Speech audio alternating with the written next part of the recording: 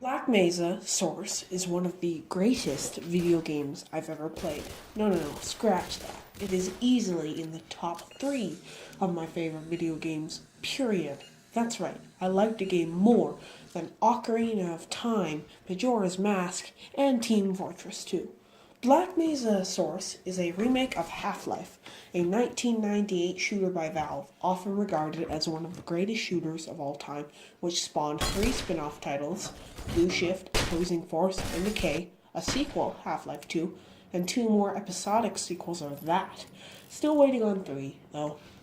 Black Mesa is only $11 more than its older brother, the former standing at $21.99 CDN.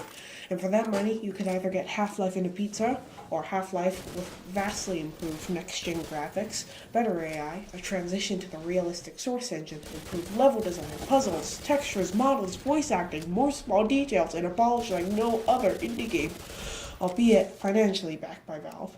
So now I ask the question, should you buy this?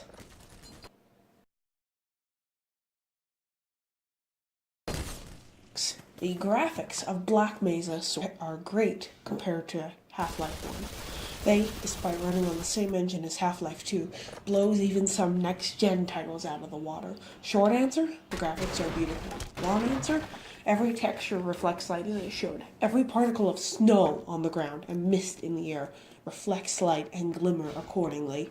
The models look like real people most of the time, and the voice acting is absolutely astonishing in a good way. Even every texture has been remade from the ground up, and the improvement from Half-Life is probably enough to buy this game on its own. The gameplay of Black Mesa or Half-Life is quite similar, but as this is a review of BMS, I'll treat it as such. The gameplay is well-rounded, fast-paced, and seamlessly mixes narrative, puzzles, and action. The pacing is refreshingly good, and the feel of the game is just satisfying in general. For instance, in a Legend of Zelda title, you would have a specific section or room of the dungeon or temple for a puzzle, and then you would walk into the next room and there would be some enemies. In BMS, however, the 3 biggest elements of gameplay just kind of happen. And on top of how the 3 biggest parts of gameplay mix, they stand out beautifully on their own. The action gives you a lot of choices on how to defeat your enemies, and there are no hints. You get to decide how you defeat the baddies, and this also ties into the open-endedness of the game. The puzzles don't disrupt the pacing, and despite its dumb and shoot-'em-up appearance, BMS is no stranger to logic. You'll have puzzles with turrets, sneaking past lasers, saving scientists, and simply trying to continue upward and outward of the Black Mesa research facility. All in all, the gameplay is top-tier fun, and you will see hours of action-packed fun.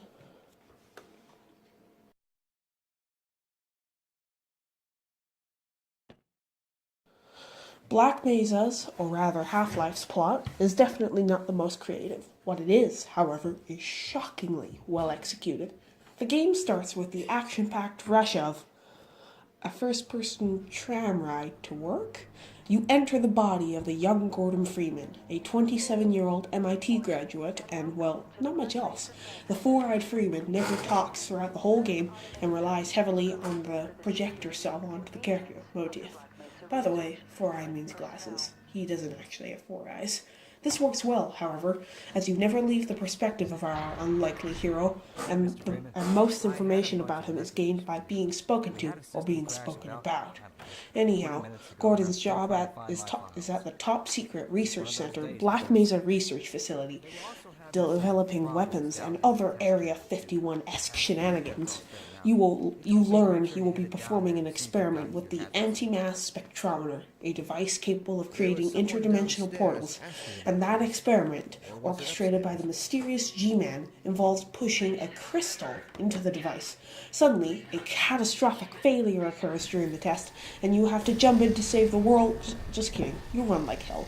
The apocalypse in question was a resonance cascade, an event that tears a rift between Earth and the interdimensional border, Zen. Hostile aliens hop through, and you are left to survive, fighting aliens and even Marines, tasked with cleaning up the mess, which also means no survivors. The game is very morally gray, where you send innocent scientists to their death by accident, failure to protect them, or even killing them outright to spare them from their inevitable grisly fate. Overall, the plot is not great, but the way it's executed really makes it feel like you're surviving this end of the world scenario.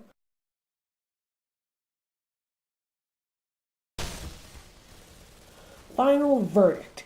The pros far outweigh the cons for Black Mesa Source, and if you've never played Half-Life, I guarantee that someone who even has never played a shooter will get good action-packed, fast-paced fun.